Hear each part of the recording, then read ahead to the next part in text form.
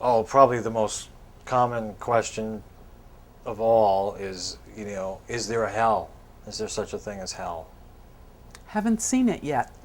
I've done many, many readings. I've never seen anything that remotely reminded me of the visions that I've been taught about hell. What I see is a very loving universe, an intelligent universe, and a presence that is just there to help us. I don't see a hell. I've done readings with many spirits who have done terrible things in their lives, who've committed suicide, all of these things, and when they've passed over, they've definitely gone through a kind of a life review. But what they tell me is that they've been helped. I've never felt anyone's been punished. I know that not everyone would agree with me, but I'm not even trying to make a statement about what people should believe. I'm telling you what my experience has been as a medium. I don't see a hell. I know a lot of people think that there's some kind of transitionary period, if someone's energy has been lowered to the point where perhaps they've taken someone else's life or taken their own life, these sorts of things. And yet, anything that I've ever heard from a medium has been similar to what you just said. It's still a positive experience. Do you have experiences with murder? I do. Could you tell us a little bit about those? I've had an experience where, wait, I want to stop for a second. I'm going to tell you something very personal that I don't know if we should put on here or not, but I'm going to tell it, and then we'll decide. I had an experience right after 9/11. Now, I live in the Boston area, so we know that those planes that were hijacked, 2 of them took off from Logan Airport. And that day, I was supposed to go to a chiropractic appointment over in one of the Newton areas.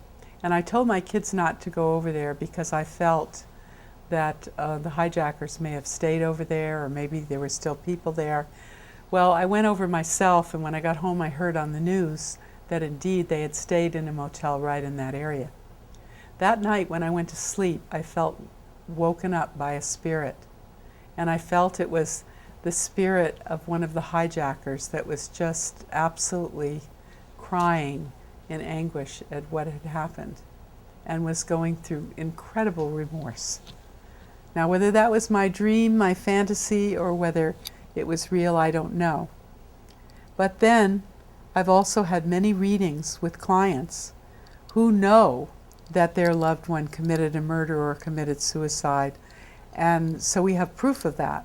And the spirit has come through and talked about how they are going through a lot of anguish about what they've done, but that they're receiving help.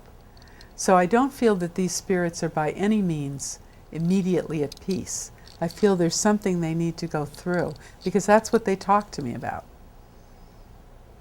Have you seen any evidence that there's anyone on the other side judging us once we've crossed over? Or is it just mostly us judging ourselves? It feels like it's us judging ourselves, because even when living on earth in the physical body, as we evolve spiritually, we can't kid ourselves anymore.